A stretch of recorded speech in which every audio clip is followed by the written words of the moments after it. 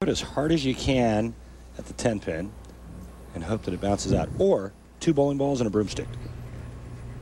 Saw Brian Voss, U.S. Open last week, Fountain Valley, California, did convert that 7-10. Now it's Bryon Smith. Big match here. Walter A. Williams, Jr.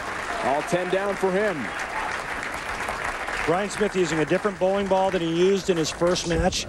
Went from a particle bowling ball to a reactive resin ball.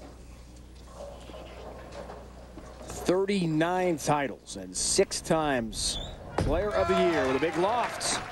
Different path to the pocket 4-pin for Walter Ray, who has been on TV in his great career so many times, knows about the weight.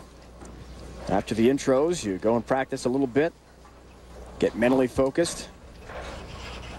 Still can't be easy every time, though. You have to wait quite a while. Well, he gets practice in between games, and you know what? You're on television 143 times, you're used to it.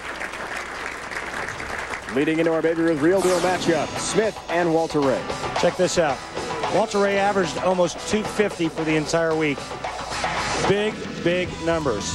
2 300 games. In the second round of qualifying, Walter Ray Williams, Jr. averaged 263, a PBA record. Wow. Some big numbers. There's the 10-pin up for him, so no strikes yet. Walter Ray told us last night in regards to the big numbers and pattern E that maybe this pattern's a little too easy. Might want to see a more competitive pattern out there, because his logic is, we see the look of the 10-pin, you want to have the best in the game competing at the best level. Well, he makes it on any pattern. It doesn't matter, because he is the best. Is this pattern a little soft? Absolutely. Is it like a league shot or a house shot? Absolutely not. You still have to throw it good. You can't just go up there with a blindfold and put your feet anywhere you want and just chuck it down the lane. But you know what? Our scoring environment is different. If it was the same week to week, this would get boring after a while. We have tough U.S. Open conditions. We have medium conditions, and we have a high scoring pattern E.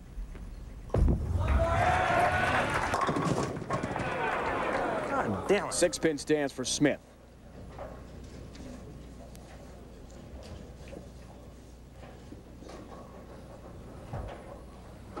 Heading into this week, 50+ on the PBA Tour rankings list.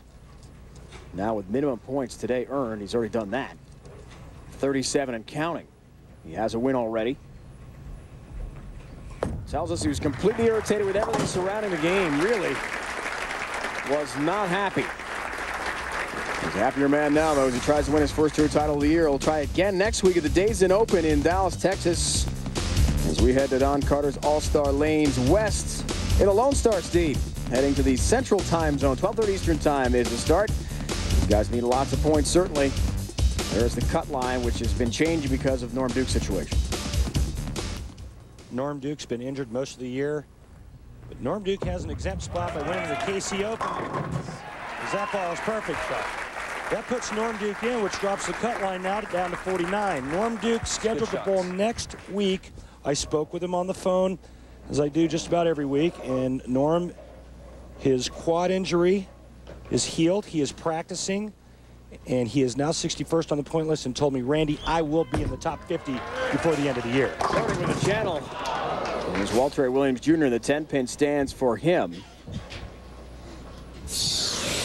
Ball change for Walter Ray Williams, Jr. Right now, both players look at the loft.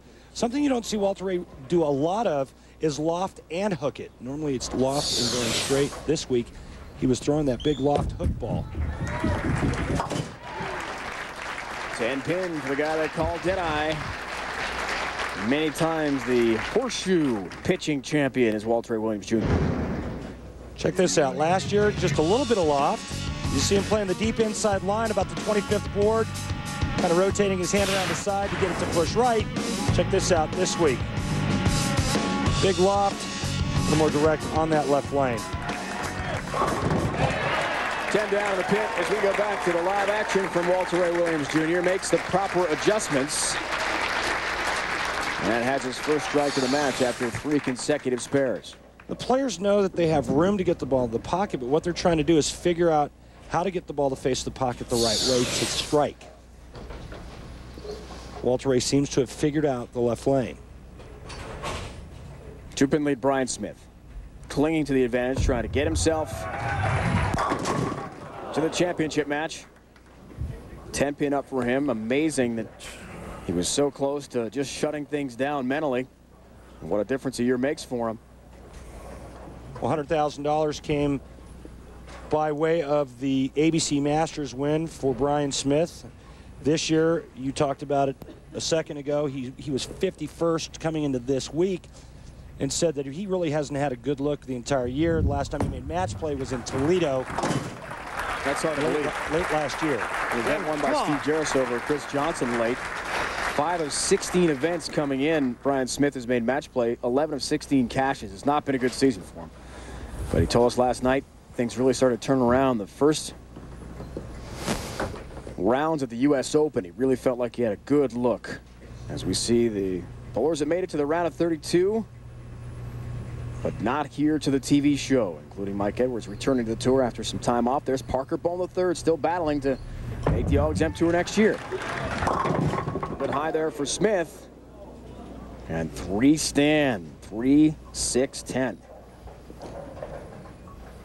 Well, Bryon Smith doesn't like this shot at all. This ball goes left, right through the nose. 3-6-10 standing. Right now, he has trouble figuring out why his ball didn't hit the pocket on that lane.